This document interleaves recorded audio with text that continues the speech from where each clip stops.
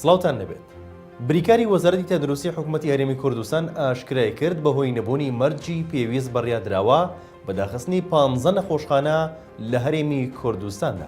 بریکاری وەزارەتی تەندروستی ئاشکرای کرد لە دووەکوبنەوەی ئەنجومەنی وەزارەتدا بڕیار لەسەر پێکێنانی لیژنێکی تایبەت بۆ پرسی نەخۆشخانە ئەهلیەکان دراوە و دەژڵێت 15 نەخۆشخانە فەرمانی داخستنیان هەیە بەهۆی نەبوونی مەرجی پێویست.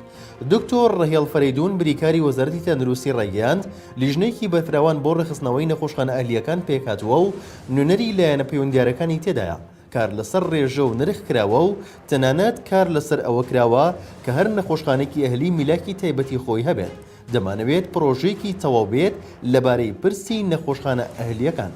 بریکاری وەزارەتی تەندروستی دەژڵێت لیژنەکە کار دەکات بۆ ئەوەی نەخۆشخانە ئەهلیەکان لە هەموو بوارەکاندا ڕێک بخرێنەوە و بەپێی مەرجەکانی حکوومەتی هەرێمی کوردستان کار بکەن. ئەو جیاوازیەی ئێستا هەیە لە ڕووی نرخ و کوالێتیەوە لە نەخۆشخانە ئەهلیەکاندا ناهێڵێن.